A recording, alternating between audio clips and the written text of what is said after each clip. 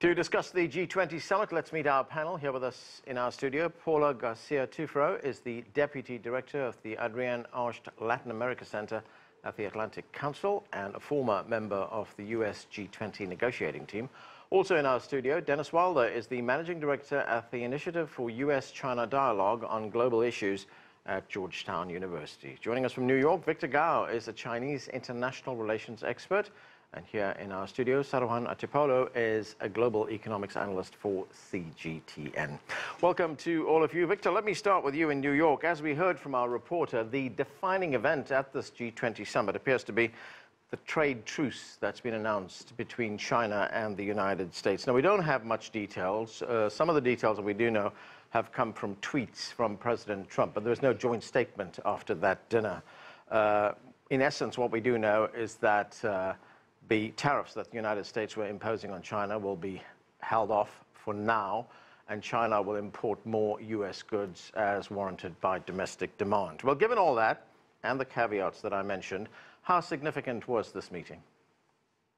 Well, first of all, let's congratulate President Donald Trump of the United States and the Chinese President Xi Jinping for the courage and wisdom in coming up with this decision. They met. It was well received, and the decisions they made, whatever they are, seem to be welcomed by the international market. Capital markets reacted very positively, and I think in the coming 3 months, China and the United States government teams will have another shot at how to narrow their gap and how to build up more confidence and how to better resolve whatever issues there are in their trade and economic relations. And I think tariffs, by their nature, do not work.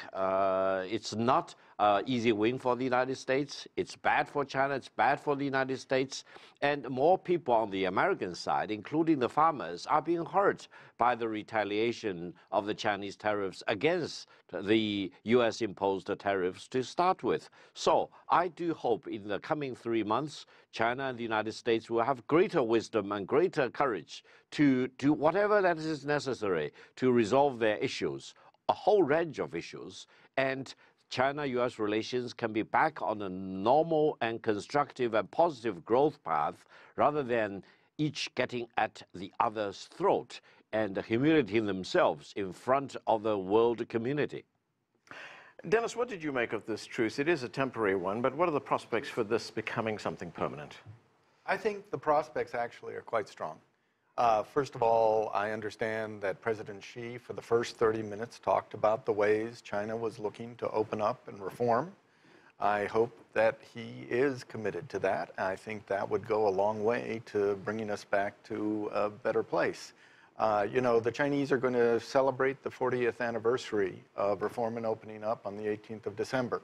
We're all expecting a speech from President Xi on that day. I hope that speech has some of these items in it so that we can deal with the questions like IPR protection in China, greater access for foreign companies in China, greater opportunities for us to sell in China and for other countries to sell in China. And I think that we're now on the right path, but it is a ceasefire, and there's a lot of hard work for both sides to do in this matter. Saruhan, there has been a lot of, let's say, belligerent talk about trade between the United States and China coming from the White House, but do you detect that there's a change in tone right now? There is a change in tone, but I wish I could join in Dennis's enthusiasm and say this is going to be great in the next 90 days. Look, if you look at what came out of White House and what came from China after this meeting, they didn't even acknowledge certain things that the other side did. For example, the United States is talking about China's industrial policy still.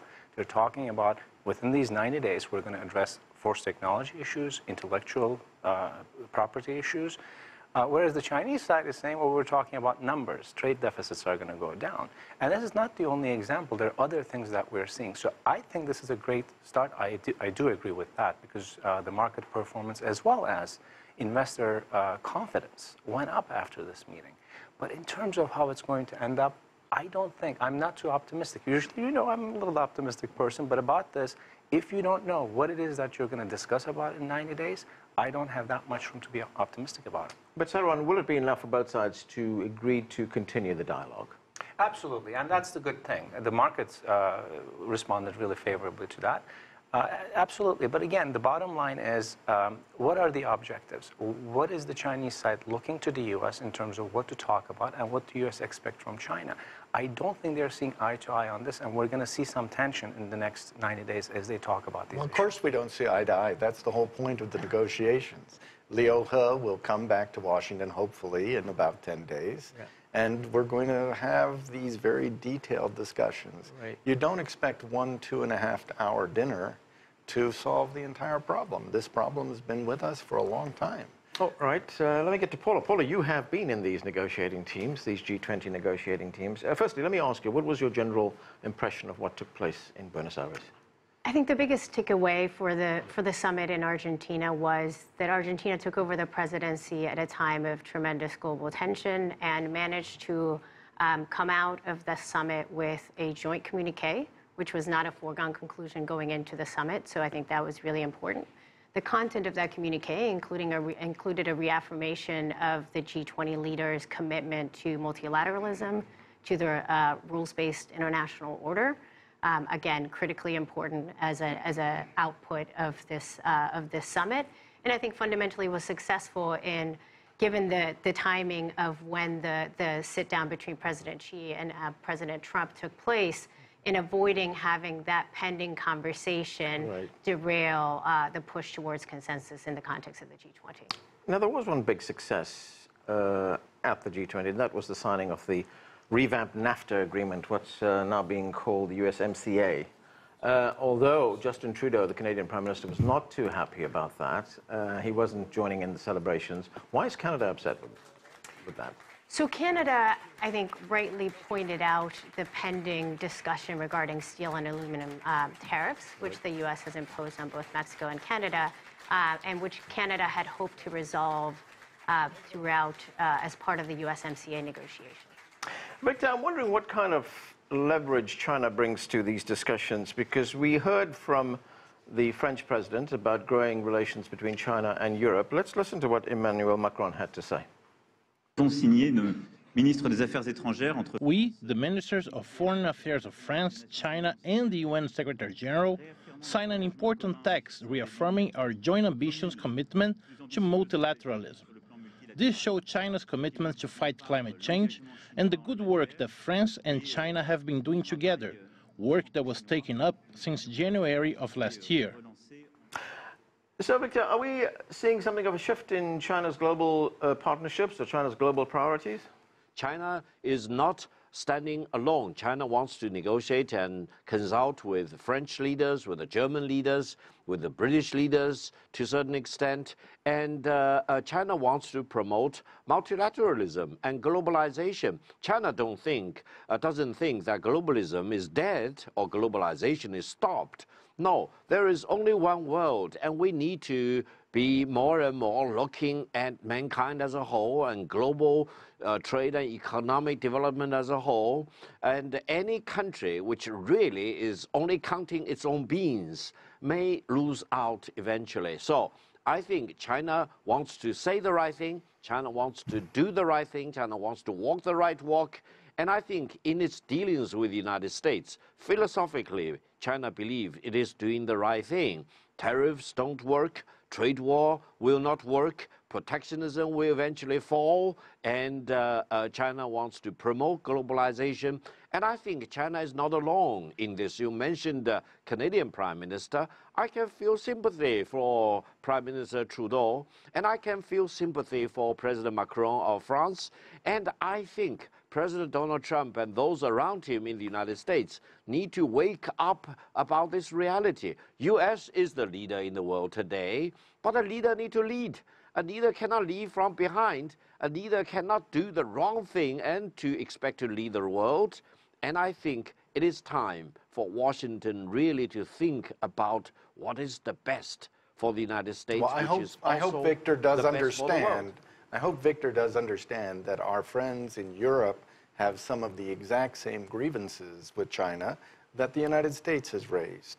They are concerned about intellectual property protection. They are concerned about market access. Right. So I'm not sure that the divide is as clear as Victor would like us to believe. Although, Dennis, there was a statement made at the G20 by Emmanuel Macron again, which would appear to be a rebuff to the United States. But let's watch it, let's listen to it. Sur le commerce, nous avons acté. We believe deeply that the modernization of the World Trade Organization is absolutely indispensable and a necessary step to enhance our multilateralism in the matter of trade. Regarding climate, our red line is the support given to climate reforms from the 19, the G20 minus the US, and we have this commitment, a commitment to set new rules starting at the climate change meeting in Poland and recognizing and finding new ways of reacting to the major threats. So in a sense, is the United States out of step with its major European allies on some issues like multilateralism, like climate change? Absolutely. And on climate change, I disagree completely with the position that the Trump administration has taken. And it is unfortunate that they made the decision to pull out of the agreement, because I don't think it's in the best interest of the United States or the rest of the world. But that doesn't mean that we don't have common cause with Europeans, Southeast Asians, East Asians on trying to get China to open and reform. That's my only point. Paula, there was something that was left out of the G20 communique, language about protectionism, which we've had in every previous communique out of G20 meetings. I mean, what do we read into that? Is that the price of consensus? I mean, I think across the board, Argentina worked really hard to reach that consensus. And I think that the way they were able to achieve that consensus is by, at times, shying away from the issues that were non-starters. I think that applies to some degree in the same way that there's no reference to predatory practices, because China would never agree to that language. The U.S. was very firm in its posture of not being willing to accept being called a protectionist country. So I think it was an effort to reach consensus, absolutely. But I think if I may, if you look at the communique itself, it was encouraging that a paper was presented, because we missed that at the APEC meeting. We missed that in Group of Seven. So the organizers had to come up with something. But if we look at the content of it, you mentioned trade dispute and protectionism are bad for global economies. That was taken out. Trade and investment are good for innovation, good for productivity, but the system is failing at the force of the United States. That was included. Climate change, in my opinion, what they've included there was good, but then the U.S. reiterated its objections to the Paris Agreement. Worst one was migration. They accepted this is one of the most pressing global issues here, but they did not produce any concrete, at least some steps to resolve that. So in my opinion, the fact that this paper came out is good, but really G20 communique, I think, in my opinion, has the backbone of a chocolate eclair. But, If I can, yeah, just go ahead. on migration, I mean, I would echo that sentiment. I think it was, clearly the Europeans fought hard to even include the language that's there. It's weak, but I think it was critically important to have some language in there to ensure that that migration stayed in the G20 agenda. When China hosted the G20 in 2016, the Europeans in particular fought very hard to get it on the agenda. Migration had not traditionally been on the agenda. Was hard to arrive at that consensus to include it at that time. And I think it's critically important for the Europeans, and they fought hard to retain it there. And I think the way it got put on the agenda in 2016 was very much about making the economic case, not just the humanitarian case for migration, but actually the economic cost of not addressing the migration issue. And I think that's very relevant today. Right. Sirhan, there was something on which all sides agreed, and that is reform of the WTO. But do they all agree on how or why the WTO should be reformed? Not yet, but it was a good step. Yeah. That needed to be addressed, and the fact that the different parties came together and talked about it was a very positive event. But let's remember also that the WTO, the way that the judges were not appointed was from the U.S. side, and it is not President Trump's fault. Only if you go back to President Obama, that was still the case. So there are serious divisions about WTO. A reform needs to be at least get started, get underway, so that the issues that we're facing can be addressed there. I think they took a very good step, but that also is going to be a very long-term process. Dennis, is there some philosophical difference between the United States and its partners on reform of the WTO? Because does the United States see the WTO as, I think President Trump put it, as blocking trade? Well, I think, first of all, you can't say the United States when you're talking about this issue. Right. There are very different views between the Trump administration and some of the rest of us on the utility of the WTO and moving forward with WTO reform in certain ways. I do think that, obviously, the United States has questions about the WTO and whether or not it is designed in a way that is effective and going to deal with the issues of the 21st century. And I think that's a legitimate debate and discussion that needs to happen. But I, too, am distressed at how slowly WTO reform seems to be moving forward at this point. I think it needs to be reinvigorated. A huge amount of issues dealing with innovation, technology, artificial intelligence. I mean, there are all kinds of new areas that the WTO doesn't even address today. Victor, what is China's view on what came out of this G20 meeting on climate change? I mean, 19 countries agreed, well, basically backed the Paris Accord. The United States pulled out of the Paris Accord. So does this, I guess, give China something of a chance right now to take the lead on climate change? On climate change, I think the widely held views of the world community is that there must be something done, and mankind can no longer wait. And the longer we wait without doing much, the greater will be the calamity for mankind as a whole. Therefore, China just wants to do the right thing about climate change. And China and the United States were the two largest leaders in the fight against climate change before. But under President Donald Trump, the United States walked out of the Paris Accord, leaving China as the surviving and the remaining largest country in this battle to save mankind, basically. So the United States cannot second-guess China's intentions. The intentions were more or less similar to that of the United States before President Trump. Now, China is definitely doing the right thing, leading and joining the global efforts in the fight against climate change, in the fight for a more sustainable development strategy which will save mankind. And I think we need to give credit to what China is talking about and what China is doing. And I think the collective view and collective efforts of the global community should move in the direction which is opposite from what President Trump and his team are doing right now as far as climate change is concerned. We need to do the right thing. Sarahan, I'm going to turn to something else now, and that is there were a number of developing countries at this G20 summit. There was Brazil, India, Indonesia. Did they have any say in what comes out of it, in the joint communique that came out at the end? They were consulted, but I'll be very straightforward from what I've been hearing. If they wanted to say something that's different, it would not have been included in the communique, because this was all about getting this or hitting this pause button at the trade issues. It was all migration issues were in there. So, but there was a lot of bilateral talk. Turkish president was there too. There was discussions between the Chinese leader and the Turkish leader on site about increasing economic links. So these are all good signs, and I think emerging markets also, with this pause in the trade war, are going to benefit from it if the markets are telling us this already.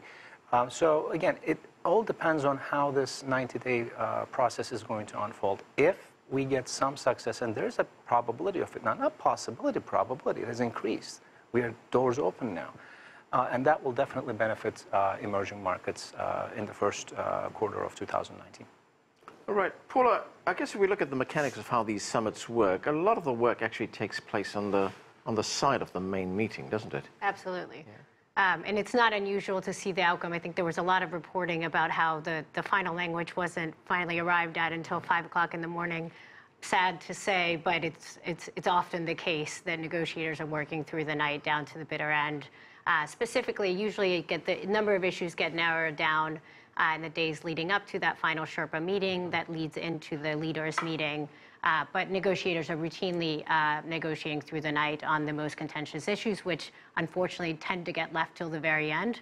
And so sometimes it's not the most delicate solutions get arrived at in terms of maybe not quite the wording that one would use if one were fresh-eyed when drafting. But if we look at the goal that was expressed, Paula, by the Argentine host, President Mauricio Macri, He said, using very diplomatic language, that the essence of the G20 is to promote dialogue that respects differences and to create the basis for consensus. Would Argentina be happy with what came out of this, given what he said there? I think Argentina is happy with what came out of this. I think for Argentina, their role in the G20 has evolved significantly from its traditional role. Argentina has not ever obviously hosted the G20, has not had the role that they've been able to have in terms of leading the agenda, crafting the agenda, and frankly the responsibility that comes with that in terms of bringing the others along and actually maneuvering through the delicate, diplomatic issues and disputes that are ongoing. So I think they're pleased that they had a successful outcome in terms of the logistics and practical pulling off this massive undertaking that is putting together a multilateral forum like the G20. They're pleased that they were able to reach consensus. They're pleased that they were able to ensure that the ongoing dispute between the U.S. and China did not bleed in a meaningful way that prevented them from reaching a consensus on the G20. I think obviously it was the elephant in the room and everybody was very much awaiting the outcomes of that Saturday evening dinner.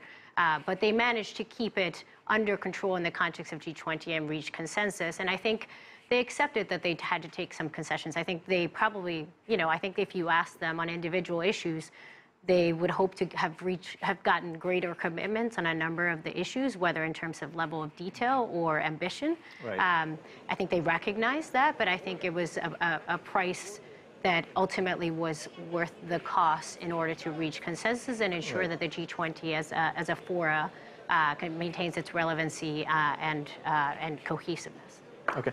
Dennis, there was one big difference, of course, and that is on the whole idea of multilateralism. The United States seems to, it's the biggest economy in the world, but it seems to stand alone on this issue. How, I guess, significant is that difference with the rest of the world? I think it's a reality of this administration. Trump has decided that he is more comfortable, perhaps because of his business background, with bilateral agreements. For some of us, there are unfortunate parts of that, such as the decision on the TPP, which I think was a mistake. Nonetheless, a lot of what is in the TPP, a lot of what was in the bilateral investment treaty negotiations with the Chinese actually is being moved forward in these bilateral discussions with the South Koreans, with the Japanese, with the Chinese, and others. So although this administration has taken a different approach that some of us aren't necessarily completely comfortable with, there seems to be progress. And I think we can be, again, cautiously optimistic coming out of this summit that there are good things ahead. Victor, is China cautiously optimistic about what came out of the summit? And on the issue of multilateralism, how different is the Chinese view from that of the United States? We remember we heard from President Xi at the World Economic Forum in Davos when he made very clear his support for globalization and multilateralism. Thank you. For the G20 Argentina, I think we really need to thank the Argentinian hosts for pulling off, relatively speaking, successful summit meeting. Whether the Argentina G20 meeting is perfect, no, I think there are many imperfections. But the fact that the meeting went on, the fact that the joint communique came out, the fact that all the leaders gathered and looked at each other and talked, is a good indication. Now, for multilateralism, China's view and the U.S. views now are very, very different. China firmly believes there is only one world, and whatever you do as a country need to be in the overall interest of mankind as a whole and need to contribute to a global trade and global economy. No one can hide behind a national wall to seek protection of itself or to keep other countries or other companies from other countries out of the national artificial wall. Now, for the United States, talking about putting America first may be the right thing, but at what cost? You cannot put America first at the cost of keeping other countries in the second or third or last places, for example, because that's not the world operates now. I think everyone wants to do the right thing, and the countries cannot expect to enrich yourself at the cost of others. And I think multilateralism, globalization are the right thing to do right now. while every country needs to develop its own economy, you need to do that in a more concerted way. That's why China comes up with the One Belt, One Road, emphasizing the need to build infrastructure and connectivity, not just for China's benefit, but for the benefit of all the participating countries. And I hope the United States will join the One Belt, One Road initiative. The United States under Trump will become a member of the Asia Infrastructure Investment Bank, and that will make China's multilateralism more meaningful and more beneficial for all the countries and people who participate in that. All right, and we are going to have to leave it there. Thanks to all of you for being with us. That's it for this edition of The Heat. I'm Anand Naidu in Washington, D.C. Thanks for being with us.